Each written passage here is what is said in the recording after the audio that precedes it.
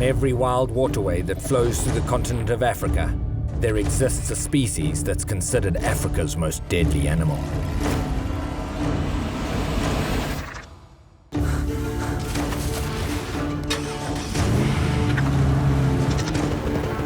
When people and animals collide, things are never simple. In this wildlife-human conflict, I'm often called in to seek out the truth, to find out what's really happening on the front line.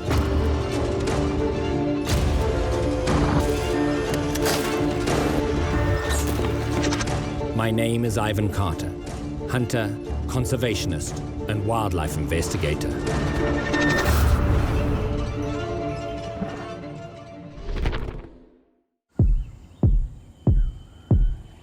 Hippopotamus, an animal who has the reputation of killing more humans than any other. It's estimated that almost 3,000 people are killed every year across the continent of Africa. I'm on a quest to find out, is this animal the most aggressive animal in Africa? Or is this number of deaths merely a product of circumstances? My journey starts on the Zambezi River in Mozambique, in an area with a truly tribal way of life. People living side by side with wildlife, relying on the river and the land for their existence, not always as harmoniously as one would believe. I've spoken to many of the local fishermen. I've asked them to inform me of any hippo attacks, and I've told them I'll come and help in any way that I can. An urgent call comes in. My first response is from a nearby village called Changa. My friend and master tracker Livy remains calm and alert. A supposedly aggressive hippopotamus is still in the vicinity, and they've urged me to come quickly.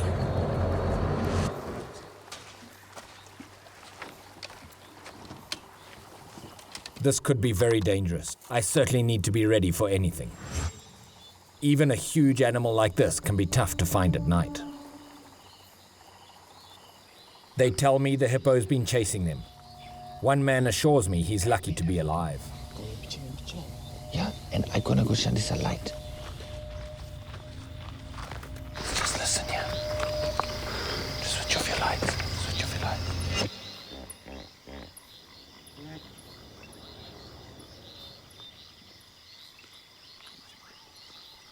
Music.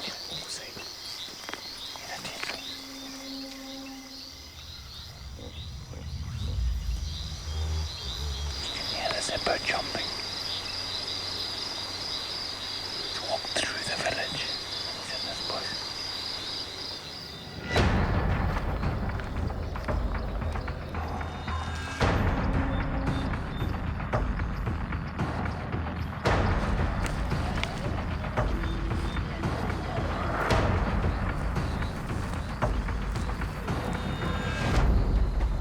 I hear something moving in the grass at the water's edge.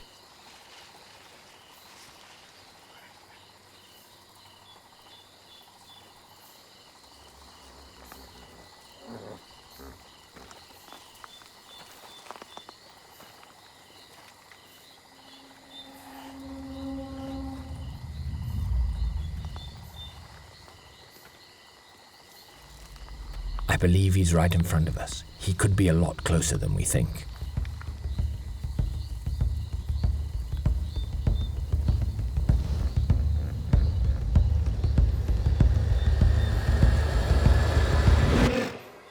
We spotted it.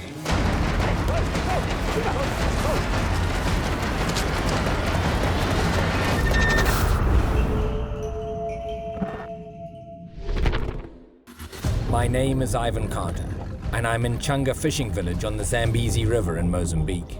The villagers here reported an aggressive hippo that has been chasing them, and we've just located it.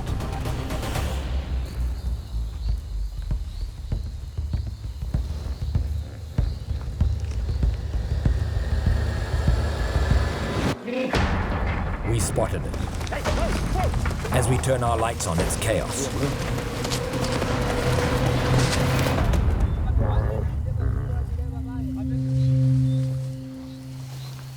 So the hippo is went into the water here.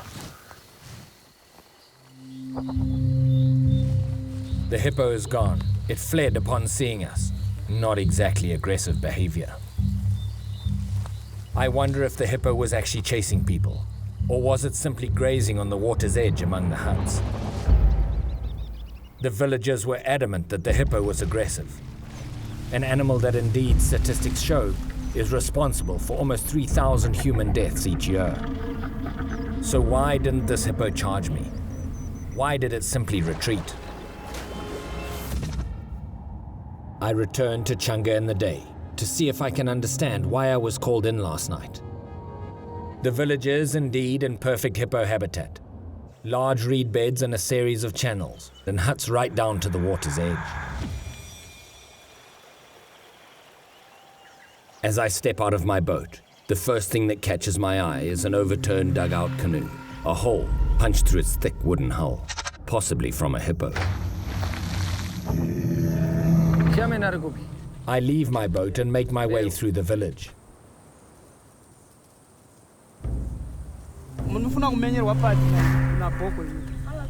The story has changed. He tells me the reason they called me last night was because they thought the hippo might attack. He shows me to a place and tells me they've spotted what they believe is the hippo from last night. Isn't that hippo, that one which is glittering there? It used to live through those two islands. We are now using that way, so I can hardly pass through that area just because of those brutal hippo. We are living on fishing. We are depending on fishing. So how can we work while that brutal hippo is disturbing us? So normally every day when you're fishing here, you see hippos and it's no problem, eh? Oh, we only hit one hippo. So not all those hippo are brutal, but one. Only one of them. Just recently, this guy was about to be hurt. This guy here that we're talking to, just day before yesterday, he had his boat hit by a hippo here. Luckily, the hippo didn't tip him out of the boat. If he had gone into the water, he probably wouldn't have survived that. And he was alone. No, he was with the two young brothers. Oh. It does not surprise him here that somebody was hit by that hippo. It's easy to find it. And it's easy to kill it. What they're saying is that just between these two little islands is where there's a group of hippo. As soon as you try and cross here by boat, this rogue bull will leave that herd and come straight towards the boat. Mm-hmm. The rest are good, but the one chap is bad. You should kill the bull on that tongue. Kill that one.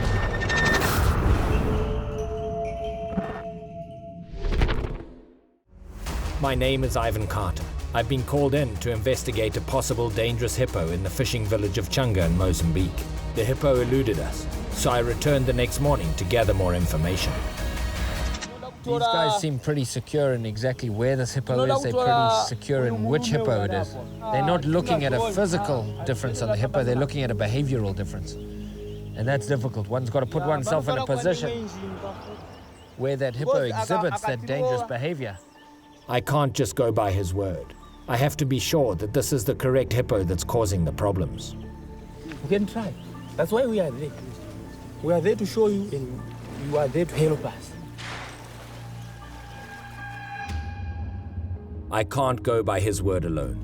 I need to better understand the factors playing into this conflict before deciding the best course of action in dealing with this animal.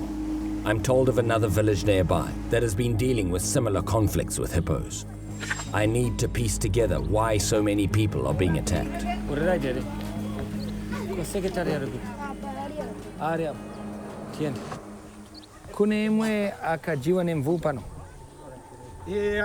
The village headman tells me there are two fishermen that have gone missing.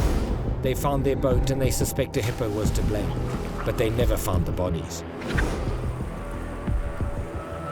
He also directs me to a man who allegedly was with one of the fishermen when he disappeared. Ko ndazinza kuti shamari yenu makashaiwa. His friend and him were fishing with nets. A hippo hit the bottom of the boat and it capsized. He thinks he saw the hippo, but it was hard to tell at the time. He was just struggling to the bank where he waited for several hours for help. And by the time he looked back, the boat had drifted away. And he hasn't seen his friend since. He thinks that maybe he was swept downstream and is still alive somewhere. He says it's very difficult in their culture if there's no body to bury. So far, all the victims have been fishermen. They're definitely missing, their houses standing empty. But what happened to them? Were they indeed killed by hippos? I'm at a loss. I'm not sure where to turn next. The village headman tells me of a funeral and suggests that I go there. This is no ordinary funeral, however. The man was killed by a hippo. And what's more, it's a funeral of a witch doctor. Witch doctors, or as the locals call them, sangomas, are people that hold vast spiritual power over the community. A witch doctor's funeral is probably not the right place to ask questions, but hopefully we can find out more info about the hippo attacks.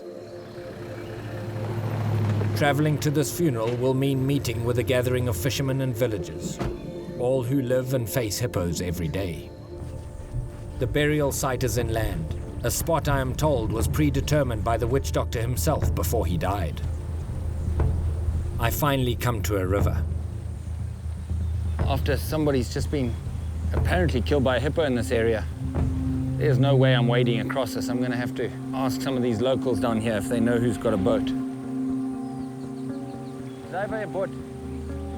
The local boatman, for a nominal fee, agrees to ferry me across the river. I step into the wobbly, leaky little craft and we start to cross. Dugout canoes. Handmade craft that first came into existence about 8,000 years ago. Carved from the trunk of a large tree. They're unstable boats that require practice and exceptional balance to use efficiently. This is not particularly comfortable. Not because of how I'm sitting, but because of what's in the water here. As is true in many of Africa's waterways, there are other dangers that lurk in the depths. Crocodiles are common here, an animal well known to eat man. Hippos and crocodiles live in the same habitat.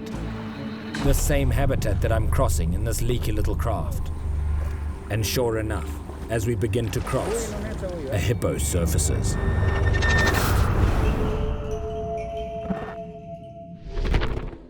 My name is Ivan Carter. I'm in Mozambique, trying to find out if hippos are truly as aggressive as their reputation suggests. I'm on my way to a funeral where I'm told a witch doctor, the latest hippo attack victim, is about to be buried.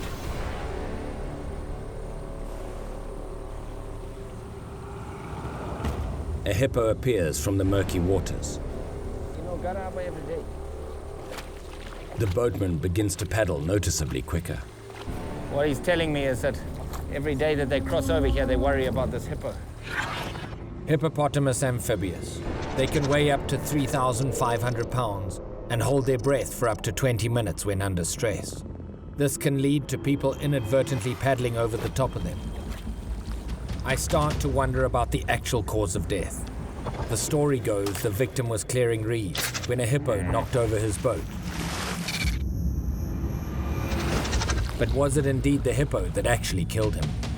Or did it simply knock his boat over?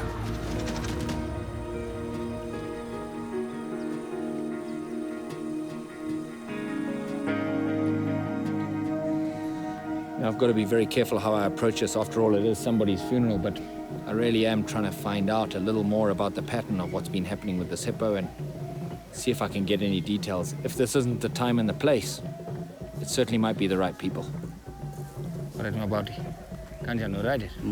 Good. Bauti, a man I know from before, has heard I'm coming. The deceased witch doctor was a relative of his, and in fact, was killed by a hippo. Bauti agrees to take us into the ceremony. As is traditional, the mourning women are sitting quietly, separate from the men. So what Bauti has told me is that the local witch doctors are actually up on the top of the hill here. We're going to go and just meet them right now.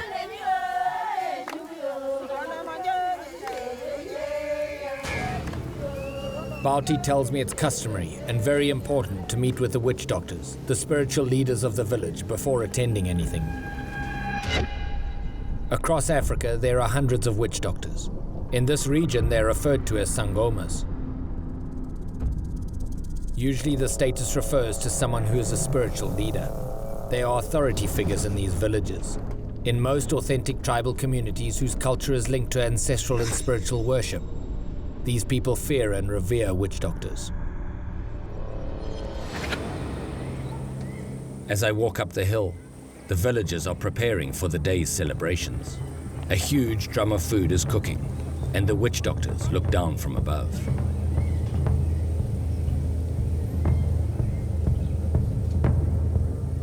Bauti tells me and the crew that we need to remove our shoes. If I'm to learn more here, I need to follow these customs and rituals. This is to show our respect and acknowledge their importance. These witch doctors are very respected in the area. So strong as their hold on the local psyche, the community truly believes these people have power over the spirit world and over the future.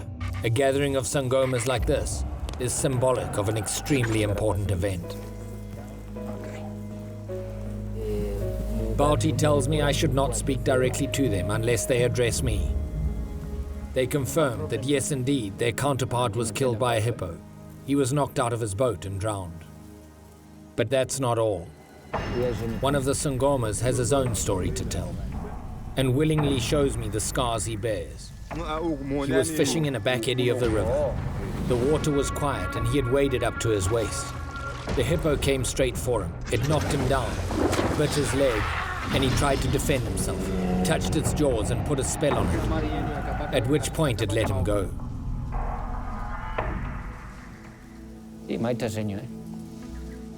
In his mind, that absolutely confirms his power as a witch doctor. The fact that, he grabbed this thing by the head and managed to, as he says, put a spell on it and make it let go. As the leaders of this community, they have great influence on the people. If they are harboring negative attitudes towards hippos due to experiences like these, could this be affecting the way the people interact with the hippo population? I traveled to Limpopo in northern South Africa, to the Sandwild Trust. I've heard of a property where there are 2 fully habituated hippo bulls, but living a completely natural life. I won't find a better opportunity to interact with hippos this closely.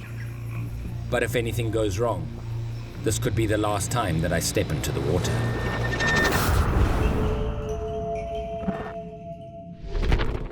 My name is Ivan Carter. I've been traveling the Zambezi River on a quest to determine if hippos deserve their reputation of being the most dangerous man-killers in Africa. I'm now at Sandwild in northern South Africa, and up close and personal with some fully grown hippo bulls. These 2 hippo bulls had a tough start in life. They were part of a zoo and lived in a sea container in Europe for the first few years of their lives. Their plight came to the attention of Sandwild, a wildlife rehabilitation organization headed up by Andre Grobler and Louis Joubert, who relocated them to their ranch where they're back to living in a natural environment. They are far more territorial in the water than on land and are potentially many times more dangerous. He could well see this as a challenge. This could be the last time I step into the water. A hippo's teeth are designed as weapons. Their front teeth, razor sharp, are purely for fighting. With a bite force of about 12,000 pounds per square inch and the ability to open their jaws to almost 180 degrees, they're a fearsome adversary in any confrontation. A fisherman would be walking into the water. He starts ignoring his surroundings a little bit. Ooh, this is going to be interesting. A little tough for me to stay in the mindset of a fisherman when I'm walking up to an animal that I know has got the potential to bite a human being in half. You can see by the way his ears are, he's fully aware of the fact that I'm in the water right now. I'm just going to get around the front of him. A hippo is very fast in this element. Way faster than I could ever be, leaving me no chance at all to get away if he decides that I'm a threat. A big guy.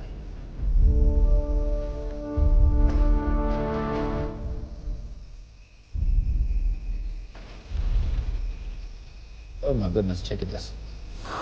Hey, big guy. I can't even believe this experience.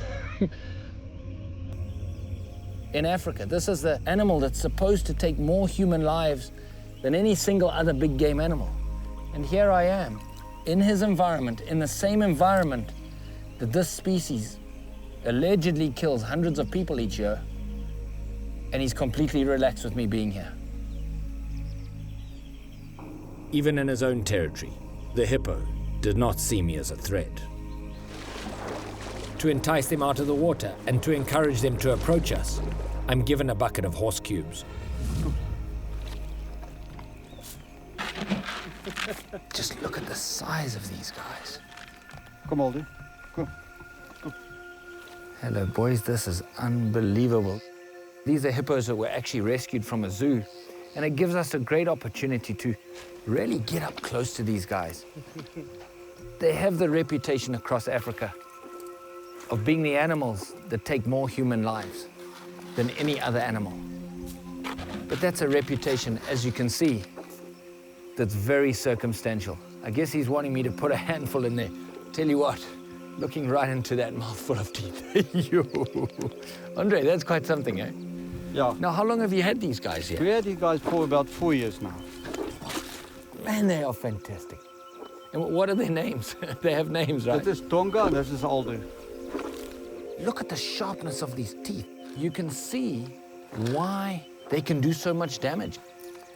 This is unbelievable. And, you know, Touch his nose. touch his head. These times. You can just feel the grease on him. Man, they've got such a fearsome reputation, and yet, having been brought up around people, you can see how gentle these guys are. These are two big hippo bulls. These guys aren't out there as animals that are looking at humans as a food source in any way, trying to find people to harm. Their aggressiveness is a product of their circumstance, not a product of their nature.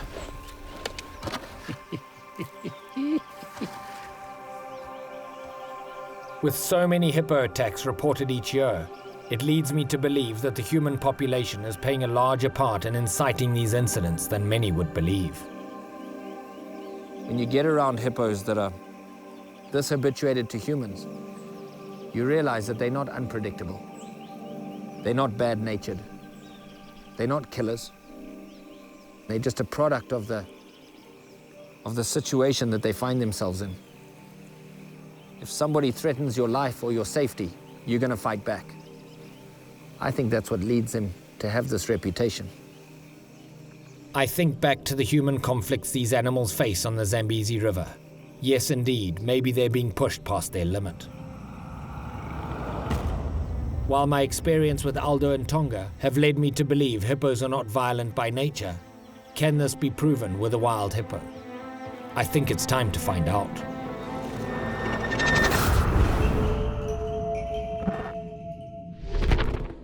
My name is Ivan Carter. I'm on a journey to try and find out if indeed hippos are as aggressive as their reputation suggests. I've interacted with some habituated animals. I'm starting to feel that they may not be the man-killers they made out to be, but I'm still uncertain.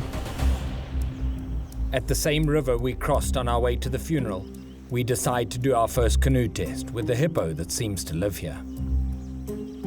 Several of them have assured me that it's chased them in their own canoes. Habituated hippos are not the same. I need to find out the reaction of a wild hippo. If we indeed float a boat over him, will he attack? So this hippo here, this is where he comes during the day, and we're going to try our very best to float this canoe right over that hippo and see actually what he does. We've got a grass-filled coverall, including a head. That's your fisherman. Yes. This is the fisherman, who's going to be Sam the grasshead or crash test dummy in this case. Let's just put a stick behind him here.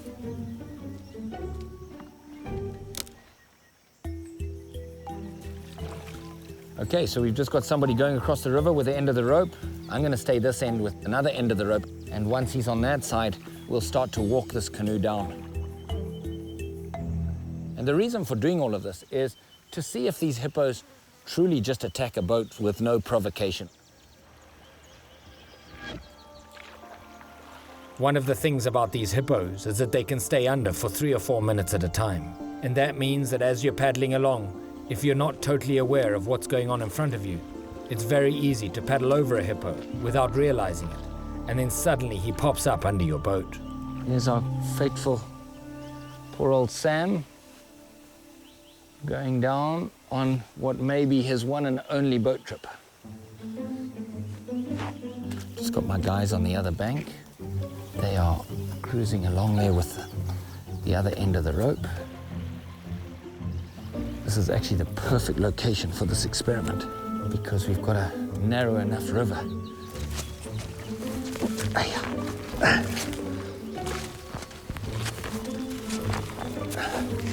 Man, this is some deep mud. We're ready over here with the dugout canoe in position, floating right towards the hippo, and the guys are ready on the other side. Here we go, hippo's starting to move. He appears to be reacting. The hippo disappears under the water. If you were Sam right now, you'd have no idea that potentially right below you is such incredible danger. Is he preparing to attack? Wonder where this guy is. We just got to wait for a few more minutes here, and hopefully he'll come up and he'll see it, and we'll get a good idea of what he's thinking.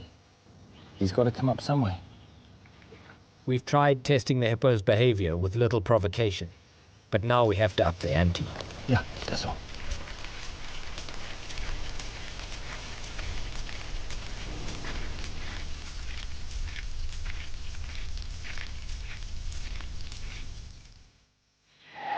Something begins to surface, but from this distance, I can't tell if it's our hippo.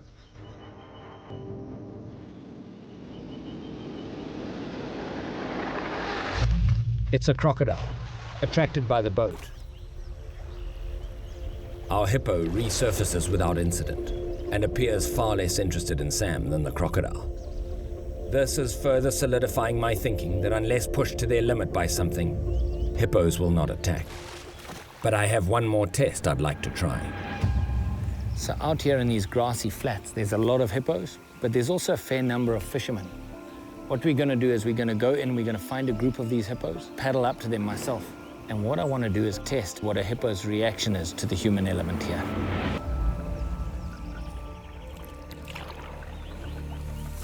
If one of these things comes up underneath me or decides to try and get the boat, there is no way I'm moving out of here very quickly. So we just have to hope that that's not going to happen. And with a bit of luck, we'll get to see what their reactions are. Here they are right here. Now within 20 feet of the group, I pause to assess the situation. 22 of them over there. And over here we've got at least 7 or 8. These animals are totally in their element, and I'm totally out of mine. See if I can get a little further over here. I'm all on the edge of this little clearing in front of me. With a group this large, I'd never notice if a stray hippo slipped out of sight. And surrounded by grass as thick as this, a hippo could easily sneak up on me. As I approach, the hippos become noticeably more agitated, but they seem to be holding their ground. I dare not get closer. Wave my paddle, and they show signs of agitation, but no aggression whatsoever. I have observed no violent behavior from these animals. Based on that little slightly nerve-wracking experiment, these things are not the aggressive man-killing beasts that the statistics would have you believe. It's very obvious that a hippo has to be very provoked to actually attack a dugout canoe.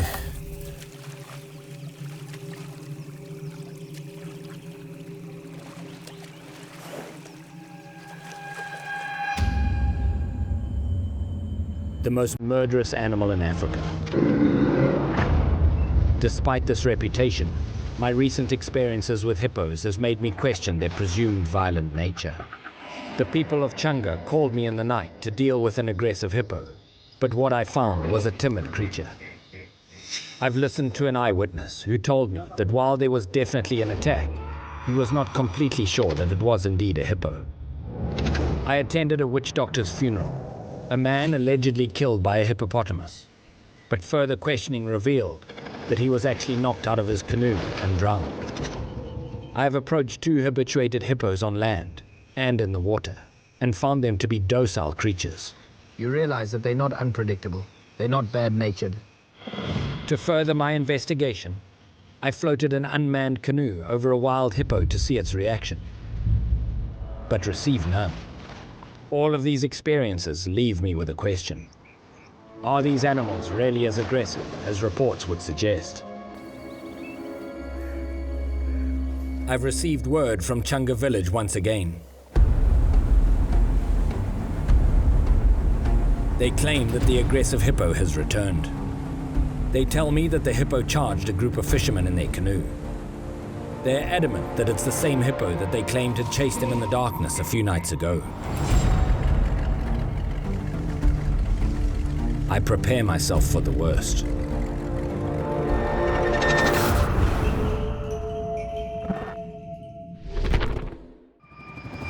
My name is Ivan Carter. Nothing I have seen since the village of Chunga has supported the common belief that hippos are the most dangerous animal in Africa. However, I'm now back in the same village once again. As I enter the village, a local mother approaches me in a very flustered state. That's when the people get attacked. When a fisherman goes there to catch fish. It has happened almost 3 times, the same incident. The other one was hit when they were catching fish, he died. The one which is chasing people, we'll look for that hippo. Let's hope so. I have to make sure this hippo is actually terrorizing someone. Well, this is going to be a pretty interesting experience heading into these waters here where we are in exactly the kind of craft these people have apparently been injured in, and so going to get a little bit interesting. If this hippo is indeed as aggressive as the villagers say, then I must be ready to do what's necessary, and that may mean removing the hippo from the system. Provided I can prove beyond a doubt that it's the right one, I'm prepared to do so. As we travel towards the dangerous animal, the village gathers on a hillside to watch. We get closer to the hippos, and one of the fishermen says someone was attacked here on this very spot. A sobering reminder of what is at stake here. Very much into the danger zone. It's got to be very, very aware of everything. I'm not just looking for a hippo, I'm also looking for movement in the grass here that will tell me that there is a hippo. Now we know the group where apparently this rogue lives is up on the right-hand side. What we're going to do is curve downwind like this. If this animal is as aggressive as they say, I will have little choice in the matter. If truly this is a rogue, I should see this behavior. We're downwind, which is exactly what we want. We're gonna ease into the spot. We're gonna get off the boat to see what happens.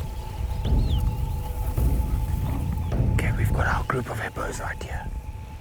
We see them, and they haven't yet seen us.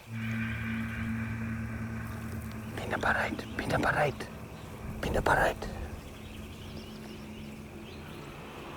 They sense we're here. Using myself as bait is the only way I can simulate a real scenario. I'm going to go in, far closer than would normally be safe. If the hippo does not charge, I'm determined not to shoot. I need to be at a distance that would be safe for most hippos, but not for this aggressive one. It's the only way to determine the animal that has been creating issues for the villagers.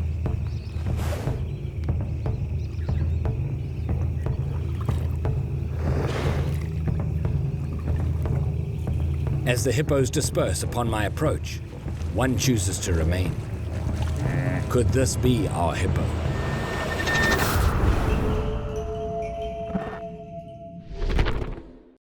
Carter's War would like to thank the following people and organizations. Without their help, this program would not be possible.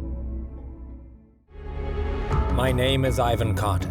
I've been traveling the Zambezi River on a quest to determine if hippos deserve their reputation of being the most dangerous man killers in Africa. I've been called in to investigate a possible dangerous hippo in Changa village.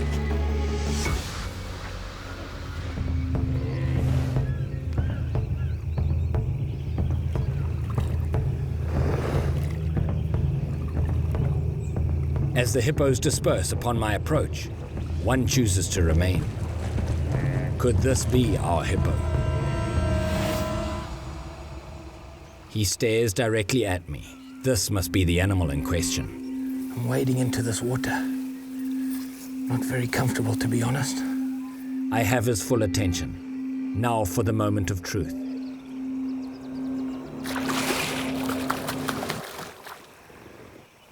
He's disappeared into the water. With the hippo out of sight under the grass, this has gotten far more dangerous. He could be coming towards me. I quickly get out of the water to get to a higher vantage point. Can't see any grass moving. But I heard a big splash right here. And I'm seeing some bubbles rising.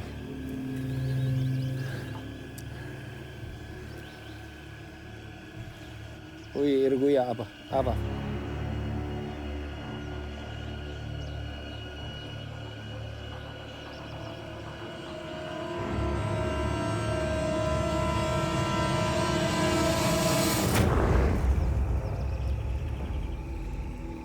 He returns to the surface.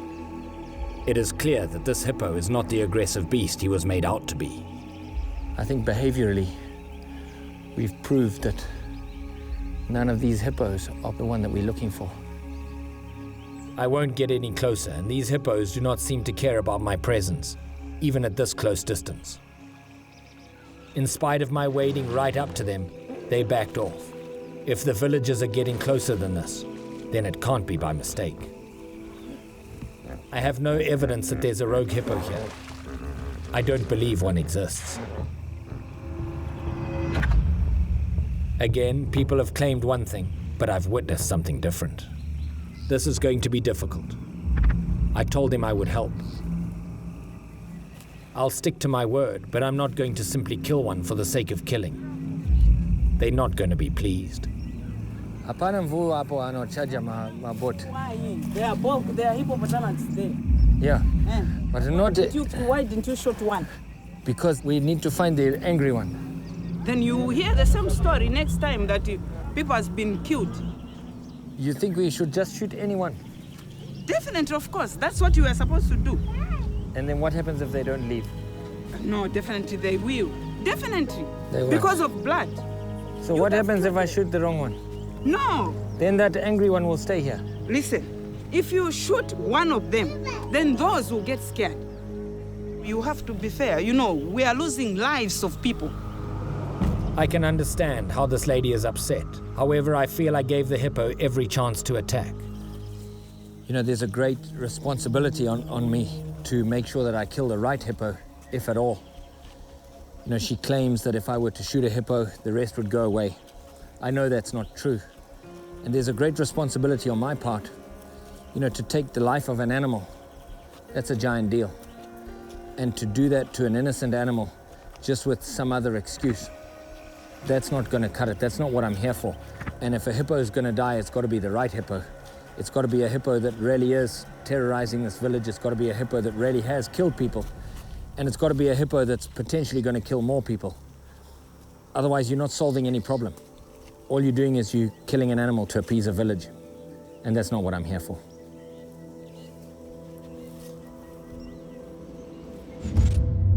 I don't doubt that aggressive hippos exist. That dangerous hippos exist. But they must actually be confirmed. As I look at the people, I feel they also have a responsibility. If they keep their distance, these kind of incidents will be few. As an investigator, it's important that one acts for all the right reasons. That one does not condemn a person or an animal before all the evidence has been gathered. Indeed, the evidence gathered here paints a different picture.